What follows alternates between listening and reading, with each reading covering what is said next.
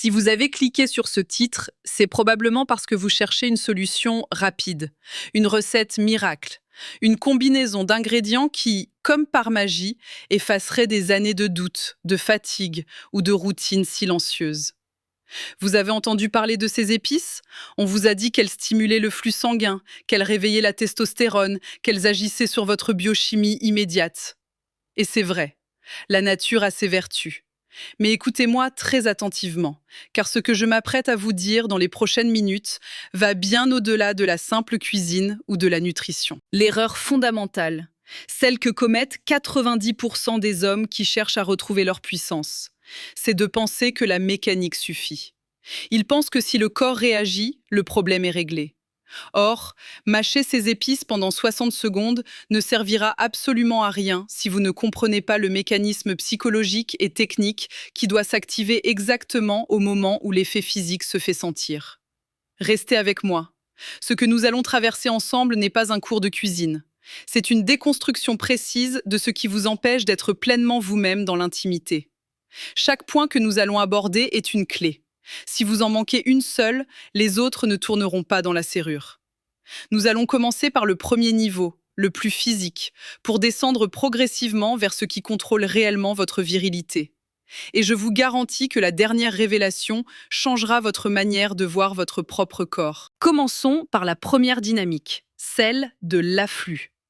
Vous avez sans doute entendu parler du gingembre ou du piment de Cayenne. Le principe est connu, vasodilatation. Le sang circule plus vite, la chaleur monte, vous vous sentez présent, vivant.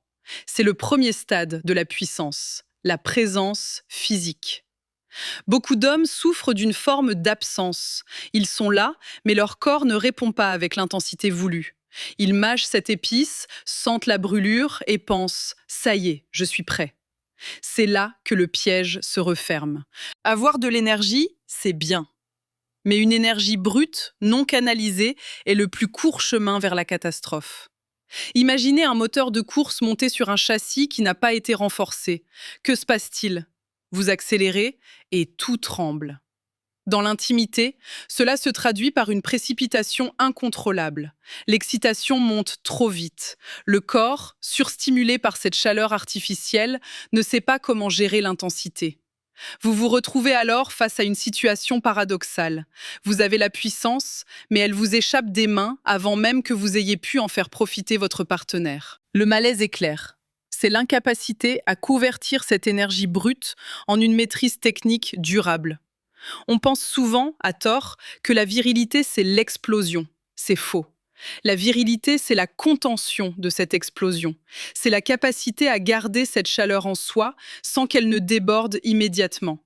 C'est savoir exactement quoi faire de ses mains, de son rythme, de son souffle, pour que cette énergie ne soit pas une fin en soi, mais un carburant pour une performance maîtrisée.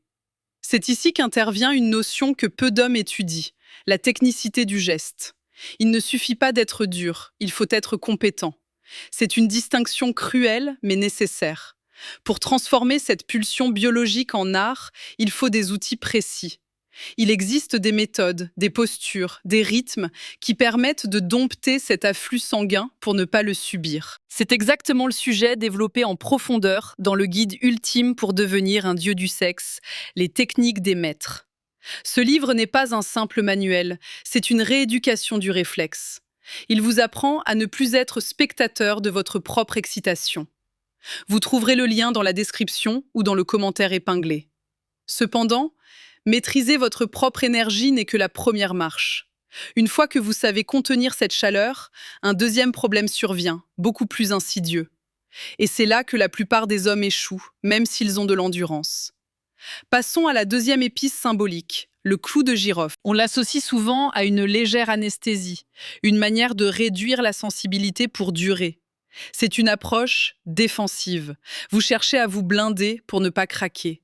Vous vous concentrez sur vous-même, vous essayez de penser à autre chose, de vous détacher de la sensation pour prolonger l'acte. C'est une stratégie de survie, pas une stratégie de puissance. Le problème, c'est que lorsque vous vous coupez de vos sensations pour durer, vous vous coupez aussi de votre partenaire. Vous devenez un automate. Vous êtes là, Vous performez, le chronomètre tourne, mais il n'y a plus de connexion. Et pire encore, vous ne savez pas réellement si ce que vous faites lui procure du plaisir.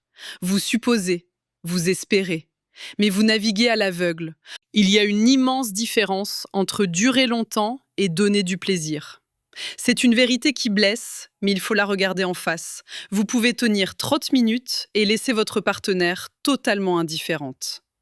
L'erreur est de croire que la durée est synonyme de compétence. Ce n'est pas le cas. La compétence, c'est la connaissance précise de l'anatomie du plaisir féminin. C'est savoir lire les réactions, anticiper les vagues, jouer avec les zones qui ne sont pas évidentes pour le néophyte. Si vous mâchez votre clou de girofle pour vous insensibiliser, vous passez à côté de l'essentiel. L'objectif n'est pas de moins sentir, mais de sentir mieux pour guider l'autre. Il faut comprendre les mécanismes de l'orgasme féminin, qui sont souvent contre-intuitifs pour un homme. Il ne s'agit pas de friction mécanique, mais de tension psychologique et de stimulation précise. Pour ceux qui veulent dépasser le stade de la simple endurance pour atteindre celui de la virtuosité, il est impératif de se documenter sur ces mécanismes invisibles. C'est l'objet de l'ouvrage « Comment faire jouir une femme à coup sûr, les secrets des amants expérimentés ». Ce livre décortique ce que l'intuition seule ne suffit pas à trouver. Il est disponible via le lien en description. Mais attention, même si vous maîtrisez votre énergie et que vous comprenez le plaisir de l'autre, il reste une ombre au tableau. Une ombre qui hante silencieusement beaucoup d'hommes et qui peut saboter tout le travail accompli, même avec la meilleure volonté du monde. Nous arrivons au cœur d'une insécurité majeure, souvent liée à la troisième épice, le fenugrec. Traditionnellement associé à la régulation hormonale et à la prise de masse, il symbolise ici la structure physique, l'architecture même de votre virilité. Nous touchons ici à la question de la taille et de la confiance corporelle. C'est un sujet tabou, lourd, chargé de non-dits. Le malaise est profond. Peu importe votre technique ou votre endurance, si, au fond de vous, vous vous sentez physiquement inadéquat, votre confiance sera fissurée. Cette fissure se ressent. Elle se transmet. Vous pouvez être le meilleur amant du monde sur le papier. Si vous avez honte de votre anatomie ou si vous pensez qu'elle n'est pas suffisante, vous allez compenser maladroitement. Vous allez en faire trop ou pas assez. Vous allez éviter certaines positions, certaines lumières. La fausse croyance ici est de penser que la nature est une fatalité absolue et qu'on ne peut rien y faire. C'est faux. On pense que la taille est fixée dans le marbre et que la performance visuelle ne peut pas être améliorée.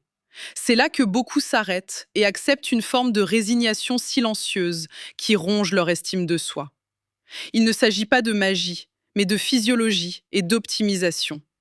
Il existe des méthodes pour maximiser son potentiel physique, pour travailler sur la qualité des tissus, sur l'afflux sanguin maximal qui modifie l'aspect et la sensation de volume. Ignorer cet aspect, c'est laisser une part de votre potentiel en friche. C'est accepter de jouer avec un handicap mental que vous vous imposez vous-même. Retrouver sa puissance, c'est aussi se réconcilier avec son outil, savoir qu'il est optimisé à son maximum. C'est une démarche de confiance qui change votre posture, votre regard, votre assurance, avant même le contact physique. Pour ceux qui veulent explorer ces techniques spécifiques et souvent méconnues, le livre « La petite taille qui fait mal, les techniques pour agrandir son pénis » offre une perspective technique et réaliste sur le sujet.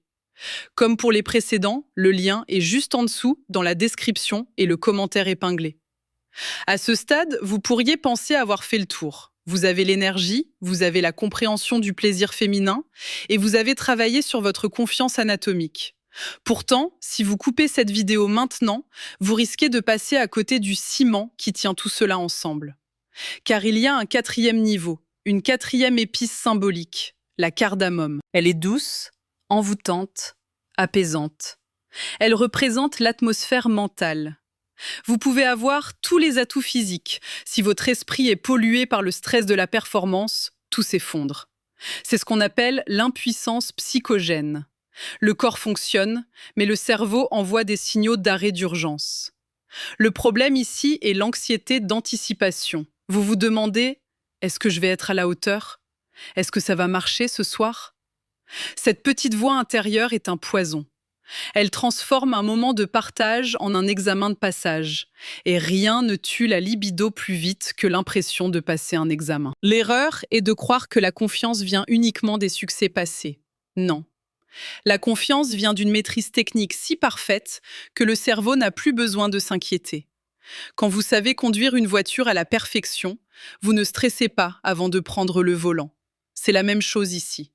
L'anxiété naît de l'inconnu et du manque de repères solides. Si vous avez des méthodes éprouvées, des séquences claires dans votre tête, le stress disparaît. Vous n'êtes plus en train d'improviser avec la peur au ventre. Vous êtes en train d'exécuter une partition que vous connaissez. C'est pour cela que le savoir est le meilleur anxiolytique. C'est pourquoi je vous renvoie au premier pilier de notre cycle. La maîtrise technique n'est pas seulement physique, elle est mentale. Elle libère l'esprit. Pour acquérir cette sérénité par la compétence, le guide ultime pour devenir un dieu du sexe, les techniques des maîtres, reste la référence indispensable. Le lien est toujours disponible en bas. Mais creusons encore. Il y a une subtilité que l'anxiété masque souvent. Une fois le stress évacué, il reste la question de la synchronisation. C'est la 5e épice, le safran. Rare, précieux, il demande du temps pour libérer sa saveur. La plupart des hommes vivent dans une temporalité différente de celle des femmes. C'est biologique, mais c'est aussi culturel. Nous sommes programmés pour l'objectif, la finalité. Elles sont programmées pour le voyage, la montée progressive. Ce décalage temporel est la source de frustration immense. Vous pensez bien faire en accélérant, alors qu'elle a besoin de ralentissement. Le malaise est invisible. Vous ne parlez pas le même langage corporel. Vous croyez stimuler, vous agacez. Vous croyez être passionné, vous êtes brusque. Cette incompréhension crée une distance qui, à la longue, tue le désir dans le couple. Elle se sent incomprise, vous vous sentez rejeté. La solution n'est pas de deviner, la solution est d'apprendre la cartographie de ce délai. Savoir comment combler le fossé entre votre excitation immédiate et son excitation progressive. Il y a des zones de transition, des paliers qu'il faut respecter. Ignorer ces paliers, c'est comme essayer de faire cuire un plat délicat à feu trop vif. L'extérieur brûle, l'intérieur reste froid. Ce savoir-là, cette capacité à orchestrer le temps et la sensation chez l'autre, c'est ce qui distingue l'amant ordinaire de celui dont on se souvient. C'est une science de l'empathie physique. Pour approfondir cette dynamique complexe et ne plus jamais être en décalage, l'ouvrage « Comment faire jouir une femme à coup sûr, les secrets des amants expérimentés » est un outil précieux. Il vous donne les codes de ce langage silencieux. Retrouvez-le en lien dans la description. Nous approchons maintenant d'une zone de vérité que peu osent aborder. C'est le moment de synthèse, là où tout se connecte. Imaginez que vous ayez tout cela, l'énergie, la technique, la compréhension du temps, la gestion du stress. Il reste un facteur limitant, votre propre perception de votre légitimité. Revenons à cette idée de puissance masculine. Elle est souvent fragilisée par la comparaison. Le monde moderne nous bombarde d'images irréalistes, des standards de taille, de dureté, de performance qui sont des fictions. Pourtant, votre cerveau les enregistre comme des normes. Le coût silencieux de cette exposition est une dévaluation constante de soi. Même si tout va bien, une petite voix vous dit « d'autres font mieux, d'autres sont plus gâtés par la nature ». Cette pensée est toxique. Elle vous empêche de profiter pleinement de vos acquis. Il est crucial de comprendre que l'optimisation physique est possible, mais elle doit être faite pour vous, pour votre sensation de puissance, pas pour répondre à une norme pornographique. Cependant, nier l'importance de se sentir bien outillé serait hypocrite. Si travailler sur votre anatomie vous permet de faire taire cette voix critique et de vous sentir dominant, alors c'est une démarche valide. C'est une question de cohérence entre votre esprit et votre corps. Ne laissez pas un complexe physique, réel ou imaginaire, saper les fondations de votre édifice technique. Pour ceux qui ressentent ce besoin de validation physique et d'optimisation concrète, je rappelle que le livre « La petite taille qui fait mal, les techniques pour agrandir son pénis » aborde ces questions sans détour. Le lien est en description et commentaire épinglé. Maintenant, je vous demande une attention totale. Ce que je vais dire ici est la clé de voûte de toute cette vidéo. Nous avons parlé d'épices, de stimulation, de techniques, de psychologie et d'anatomie. Vous pourriez être tenté de choisir un seul de ces aspects. Vous dire « je vais juste travailler ma technique » ou « je vais juste prendre du gingembre ». C'est l'erreur fatale. L'être humain est un système interconnecté. Si vous boostez votre flux sanguin, gingembre, mais que vous ne savez pas gérer l'excitation, technique, vous explosez en vol. Si vous connaissez la technique par cœur, mais que vous êtes paralysé par un complexe physique, taille, vous n'oserez pas l'appliquer. Si vous avez confiance en votre corps, mais que vous ne comprenez pas la temporalité de votre partenaire, plaisir féminin, vous serez performant, mais solitaire. Vous voyez le piège ? L'ignorance dans un seul de ces domaines affaiblit l'ensemble de votre puissance. C'est comme une chaîne, elle cassera toujours à son maillon le plus faible. C'est pourquoi cette approche doit être holistique, globale. Mâcher des épices pendant 60 secondes est un rituel. Un excellent rituel pour dire à votre cerveau « ça commence maintenant ». C'est un déclencheur. Mais ce n'est pas la solution. La solution, c'est ce que vous faites après ces 60 secondes. C'est la culture que vous avez accumulée. C'est la connaissance précise des leviers que vous allez actionner. Ne soyez pas l'homme qui cherche des astuces de grand-mère pour masquer un manque de compréhension profonde. Soyez l'homme qui utilise la nature pour booster une machine déjà parfaitement réglée par la connaissance. Les 3 ouvrages que j'ai mentionnés tout au long de cette vidéo ne sont pas des lectures de loisirs. Ce sont des manuels de maintenance et d'amélioration pour chaque partie de votre système.